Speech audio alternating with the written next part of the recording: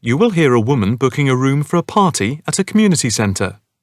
First, you have some time to look at questions 1 to 4.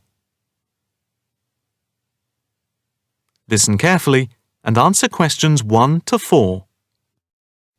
Hi, good morning. My name's Pete. How can I help you? Hi, my name's Maria Lincoln. I understand you hire out rooms in the community centre as venues for parties? Yes, we do. We've various sized accommodation. It depends on what you're looking for, really. We're looking to hold a party, a children's birthday party, and we need a room that will hold about 70 people, with space for a small disco area, games, dancing, and food. Well, we have a large room, and it would certainly hold at least 100 people comfortably. It's used a lot for parties and things like that. That sounds as if it might be suitable. I've tried various venues, and they're either booked up or they don't hold enough people. Can you tell me when you were thinking of holding the party? I know it's short notice, but we wanted to hold it Saturday week. That's September 15th. Let's have a look. Yes, you're in luck. The Mandela suite is free then. I'll just write that down. MAANDELA. And the time. When were you thinking of holding it? In the afternoon, from 3:30 p.m. to 9 p.m. Yes, okay. There's no smoking on the premises, and we're only licensed to have soft drinks. That's okay. I think I'm happy to go ahead. Before you hear the rest of the conversation, you have some time to look at questions 5 to 10.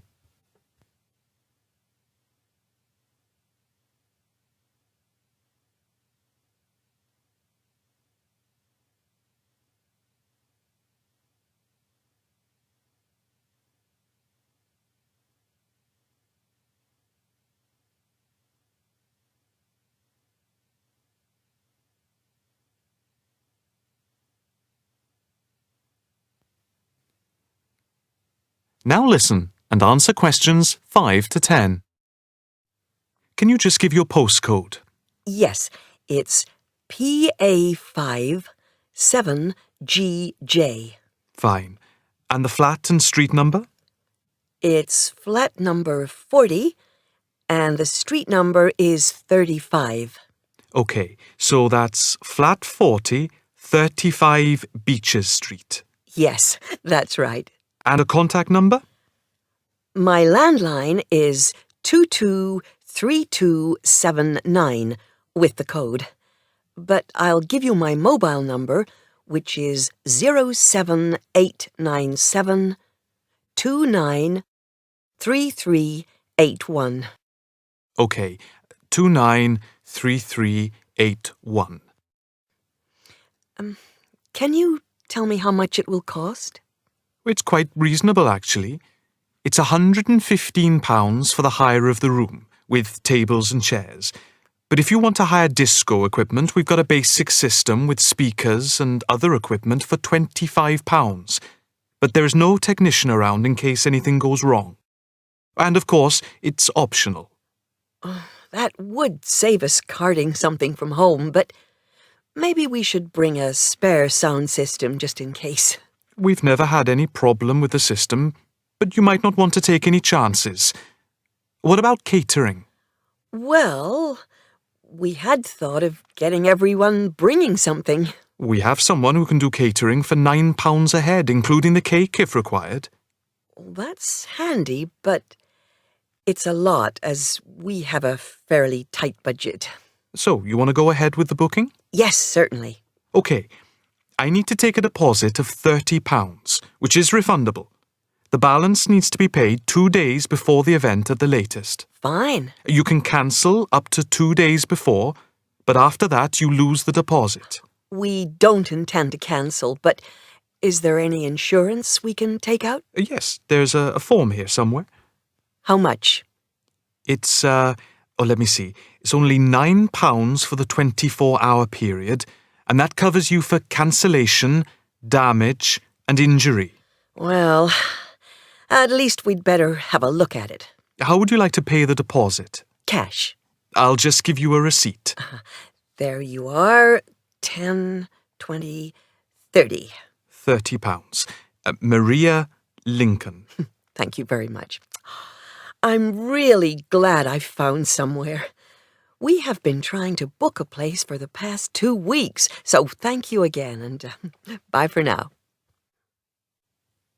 That is the end of part 1.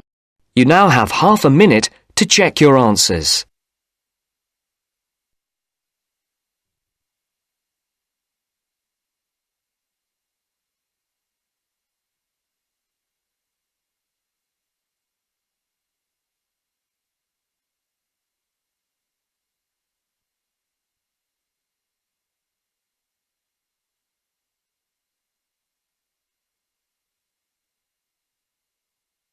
Now turns to part 2. Part 2. You will hear a guide giving instructions to a group of international students in Canada preparing for a whale watching trip.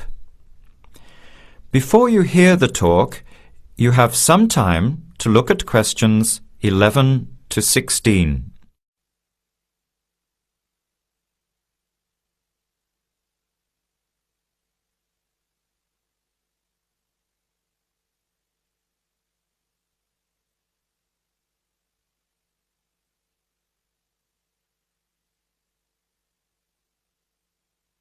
Now listen carefully to the first part of the talk and answer questions 11 to 16.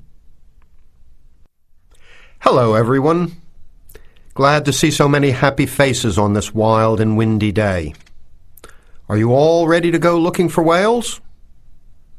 I'm Tony, and our other guide today is Dale. We'll be using these 2 rubber boats you see here, and our trip today will take 3 hours. In a few minutes, we'll be heading into part of the largest temperate rainforest of the Pacific Northwest. I'll show you our route on the map here. This is where we are now. We'll be leaving the sheltered bay and heading out across the mouth of the bay toward the open water. As you know, last night there were strong winds in the area, so we can't go out into the ocean as we had planned.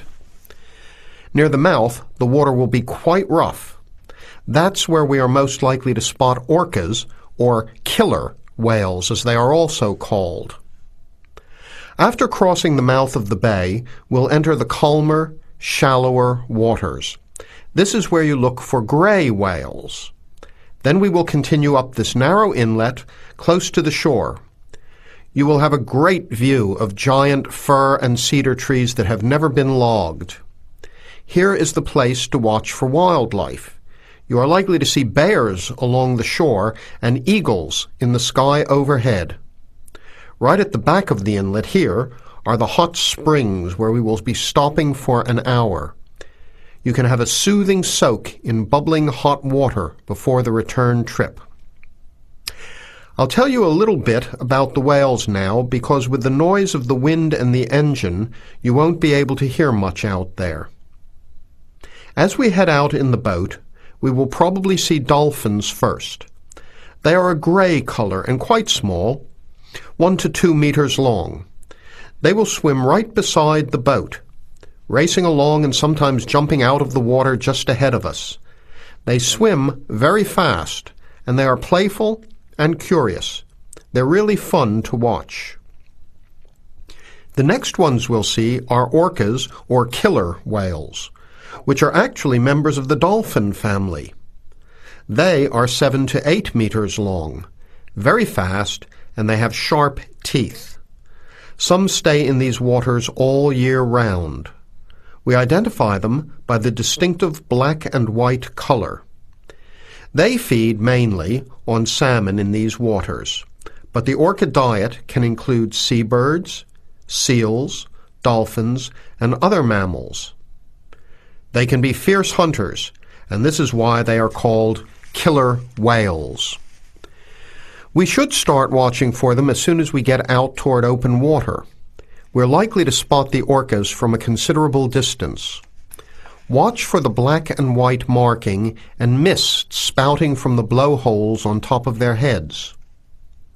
Just outside the inlet is where we will probably see grey whales.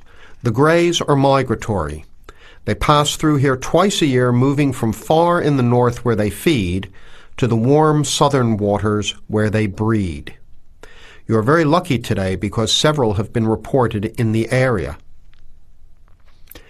Unlike the orcas, greys are solitary, except when you see a mother with a calf.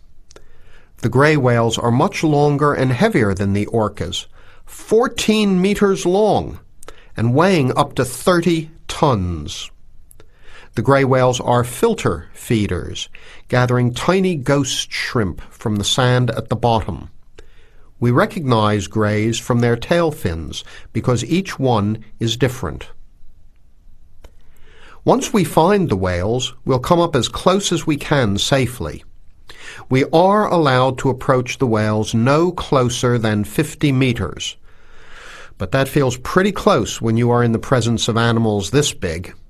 You'll see mist coming out of the blowholes when they breathe out, and you'll hear a loud hiss. If we are downwind, we might even be able to smell them, a strong, fishy smell. Before the talk continues, you have some time to look at questions 17 to 20.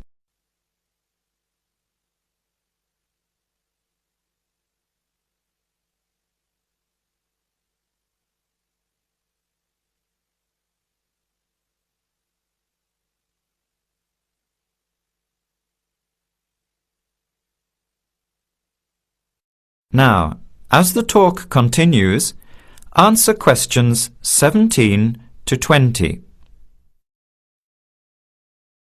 Now, for just a few words of caution. It will be quite bouncy out there, especially in the front of the boat. If you want a smoother ride, stay in the middle of the boat, close to the engine. Hold on to the ropes and keep an eye on any big waves. Be alert so you don't get thrown out of the boat. In case of an emergency, you are all wearing survival suits. They'll keep you warm and dry in or out of the water. They are bright orange for visibility. The water temperature is around 8 degrees. Without these suits, you would only last a few minutes in this cold water. With these suits, your survival time is increased dramatically. They will keep you upright in the water even if you can't swim. But we don't expect anybody to end up in the water, so don't worry. Now, are there any questions? I'm afraid of getting seasick. Right. I was just coming to that. If you think you might get seasick, take one of these patches and put it on your arm at the wrist, like this. It works on pressure points of the body and will relieve seasickness without the drowsiness you can get from pills. Are there any other questions? All right then, let's start loading up the boats. We leave in 5 minutes. That is the end of part 2. You now have half a minute to check your answers.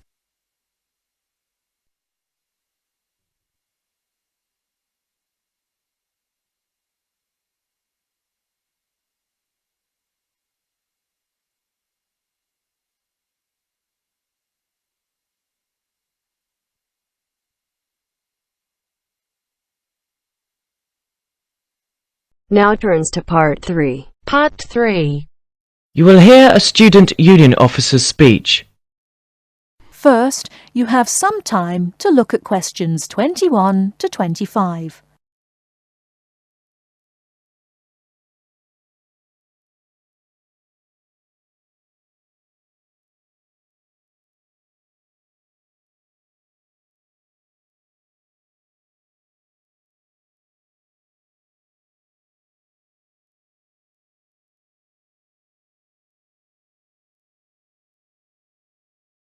Now, listen carefully and answer questions 21 to 25. Hi there. May I wish you a very warm welcome to Ealing College, and more especially to the Student Union. The Student Union is run by 4 sabbatical officers of which I am one. As the President, I am charged with the overall day-to-day running of the Union itself, according to established policies within the Constitution. We also have a brilliant staff team who'll help us, and you'll meet them when you have 5 minutes to drop in and see us. The last year has seen the Student Union grow from incorporating a bar and a few offices with a small shop into being a thriving concern, which controls, to its credit, 2 bars, a cafe bar or restaurant, a shop, a comprehensive welfare department, and numerous offices. All this has been achieved by sheer hard work and dedication on the part of last year's sabbatical team and staff, who overcame many obstacles and teething problems, but won through in the end. This year, our aims as a team will be to consolidate on what has already been achieved, and to secure the future of the Union. With the new post of Vice President, Social and Communications, our main emphasis will be on communications within the college, which has always proved a problem in the past, but one which we hope to improve upon this year. One way will be the regular publication of a Student Union magazine, so all you budding journalists, come on down. Before you hear the rest of the talk, you have some time to look at questions 26 to 30.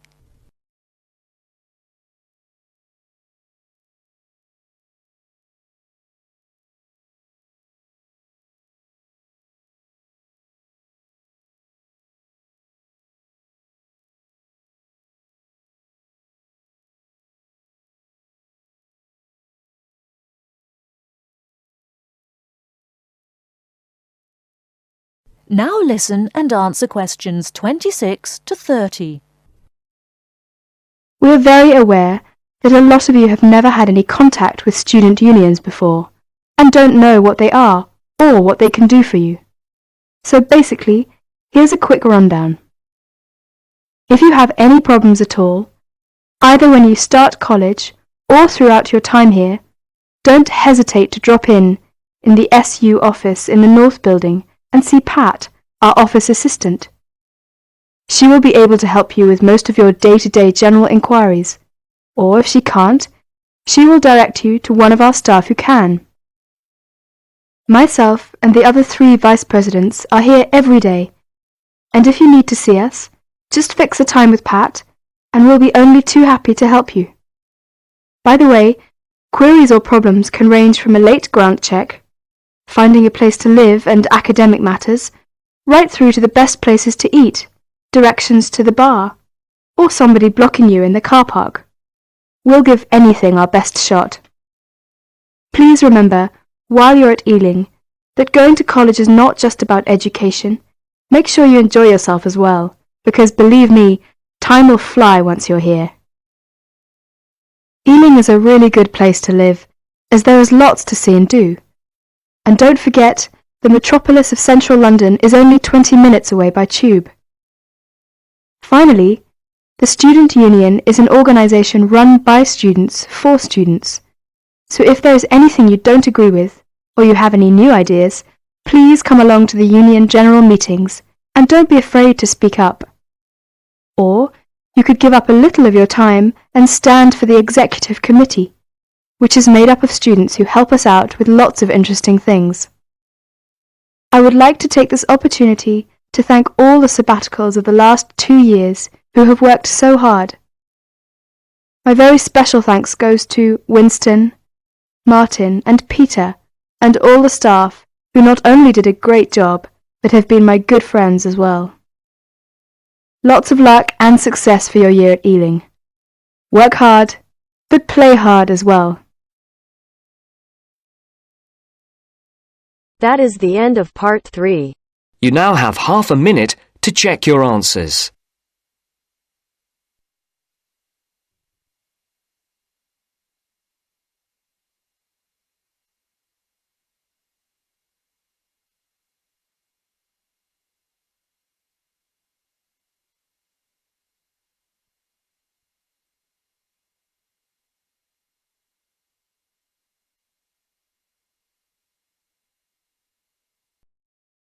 now turns to Part 4.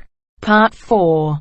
You will hear an extract from a talk about preventative medicine, specifically how students can look after their own health.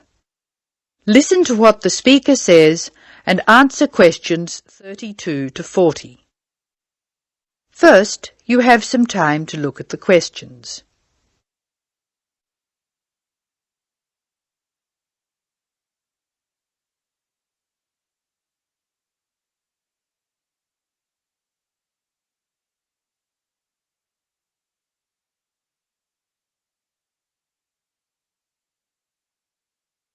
Now listen carefully and answer questions 32 to 36. Good morning. I'm Dr. Pat Parker, and I'm here to talk to you about preventative medicine in its widest and most personal aspects. In other words, I'm here to tell you how the patient should wrest control of their health away from the practitioners of medicine and take charge of their own medical destiny. I want to talk about staying out of the hands of the doctor.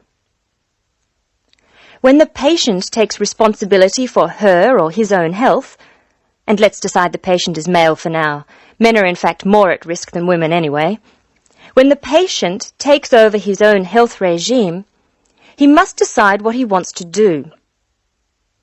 The first thing, of course, is to give up the demon nicotine. Smoking is the worst threat to health, and it's self-inflicted damage. I have colleagues who are reluctant to treat smokers. If you want to stay well, stay off tobacco and smoking in all its manifestations. Our department has recently completed a survey of men's health. We looked at men in different age groups and occupations, and we came up with a disturbing insight. Young men, particularly working-class men, are at considerable risk of premature death because of their lifestyle. As a group, they have high risk factors. They drink too much alcohol, they smoke more heavily than any other group, their diet is frequently heavy in saturated fats, and they don't get enough exercise. We then did a smaller survey in which we looked at environmental factors which affect health. I had privately expected to find air or water pollution to be the biggest hazards, and they must not be ignored. However, the effects of the sun emerged as a threat which people simply do not take sufficiently seriously. Please remember that too much sunlight can cause permanent damage. Given this information, and the self-destructive things which people, particularly young men, are doing to themselves, one could be excused for feeling very depressed. However, I believe that a well-funded education campaign will help us improve public health standards and will be particularly valuable for young men. I'm an optimist. I see things improving, but only if we work very hard. In the second part of the talk, I want to consider different things that you as students can do to improve your fitness.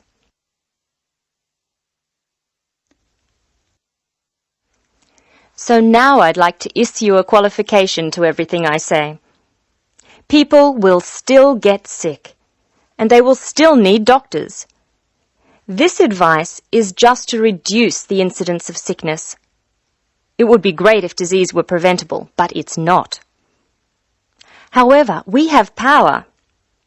In the late 80s, the Surgeon General of the United States said that 53% of our illnesses could be avoided by healthy lifestyle choices. I now want to discuss these choices with you. You should try to make keeping fit fun. It's very hard to go out and do exercises by yourself. So it's wise to find a sport that you like and play it with other people. If you swim, you can consider scuba diving or snorkeling. If you jog, try to find a friend to go with. If you walk, choose pretty places to walk or have a reason for walking. Your exercise regime should be a pleasure, not a penance. The university is an excellent place to find other people who share sporting interests with you, and there are many sports teams you can join. This, unfortunately, raises the issue of sports injuries, and different sports have characteristic injuries. As well as accidental injuries, we find repetitive strain injuries occurring in sports where the same motion is frequently performed, like rowing and squash. The parallel in working life is repetitive strain injury which may be suffered by typists or other people who perform the same action hour after hour, day after day. In this context, therefore, the most important thing to remember before any sport is to warm up adequately. Do stretching exercises and aim at all times to increase your flexibility. Be gentle with yourself and allow time to prepare for the game you have chosen to play. Don't be fooled by the term warm-up, by the way. It's every bit as important to do your warm-up exercises on a hot day as on a cool one. I think one of the most sensible and exciting developments in the reduction of injury is the recognition that all sports can borrow from each other. Many sports programs are now encouraging players to use cross-training techniques. That is, to borrow training techniques from other sports.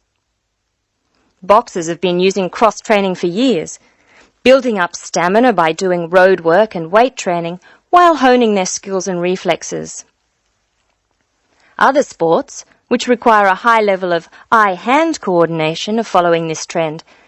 So, you see table tennis players running and jogging to improve their performance, and footballers doing flexibility exercises, which can help them control the ball better.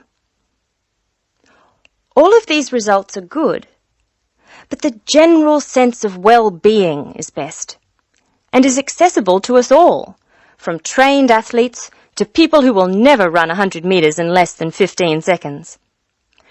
Good health is not only for those who will achieve athletic greatness. That is the end of part 4. You now have half a minute to check your answers.